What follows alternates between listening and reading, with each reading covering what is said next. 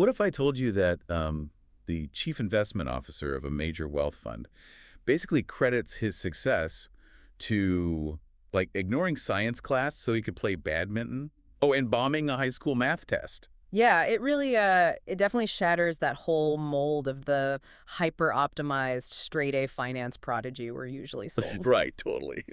So welcome to the deep dive. Today, our mission is to, decode the unexpected career blueprint of Herin Shah. He's the CIO at Geo BlackRock Wealth.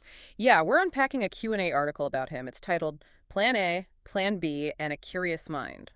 And honestly, if you feel pressure to have your life perfectly mapped out right now, like some rigid GPS route, we're going to look at why off-roading might actually be the smarter, maybe even more profitable route. Oh, absolutely. And to do that, we really have to start with that teenage detour. Like, as a kid, Heron was actually exceptionally strong in science. But he didn't stick with it, right? No, he didn't. He explicitly chose the commerce track for one, honestly, surprisingly simple reason. He just wanted the free time to keep playing competitive cricket, badminton, and chess. Okay, see, I have to challenge this right out of the gate.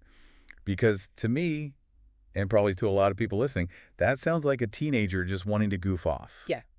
I mean, society constantly tells you to specialize early, right? Right, exactly. So how does prioritizing, board games over a prestigious STEM track actually give someone a sharper edge in the chaotic world of multi-asset investments, like during his time in London at Goldman Sachs and Invesco? Well, because he wasn't just goofing off, he was subconsciously building an entirely different cognitive toolkit. Think about the actual mechanics of competitive chess. Okay, I'm with you. You aren't just reacting to what's right in front of you. You are constantly calculating probabilities, anticipating your opponent's reactions like 3 steps ahead. And you're always weighing risk versus reward. Oh, I see. So it's not just, hey, I like games.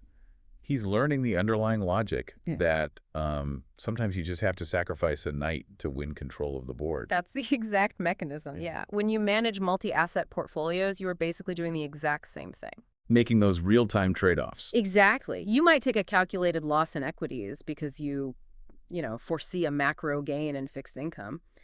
The chessboard basically trained his brain to navigate chaotic, multivariable environments far better than, like, rote memorization in a science lab ever could. That actually makes a lot of sense for, like, long-term strategy.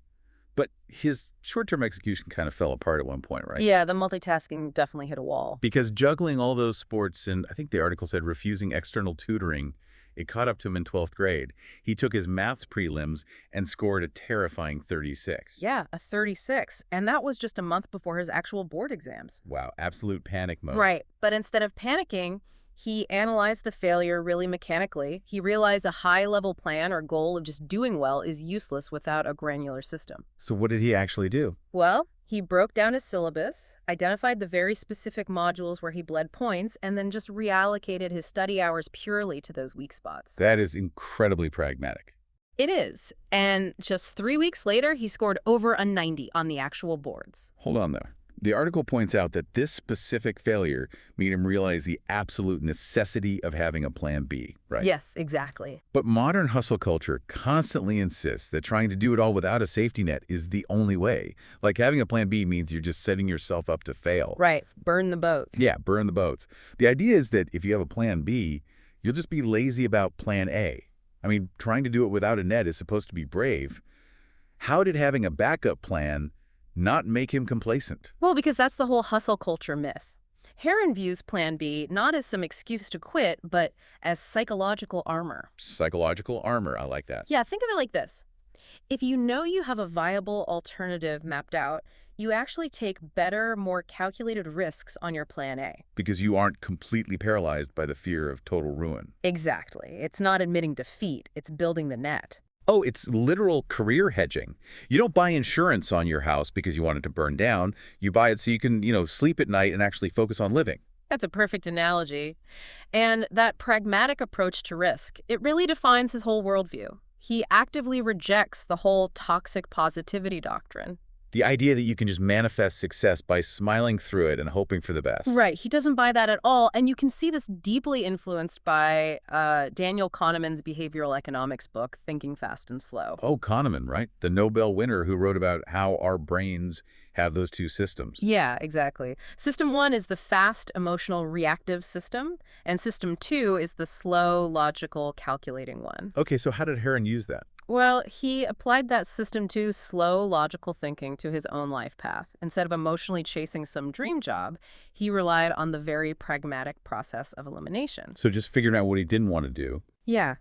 Over his 15 years in finance, he tried different asset classes, met diverse people, and systematically figured out what he genuinely disliked. Which perfectly explains why he didn't find true career clarity until his mid-30s.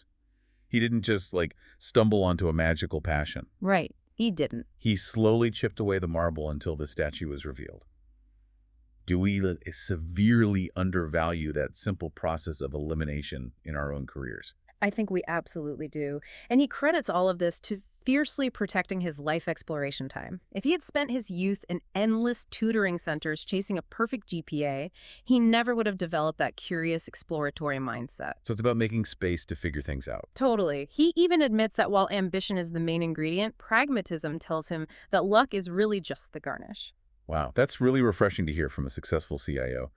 So what does this mean for you, the listener? Basically, stop letting a rigid GPS dictate every single turn of your career. Yeah, protect your time to explore. Rely on pragmatism instead of just blind optimism. Write your goals down where you can see them, and always build that plan B so you can take smarter risks.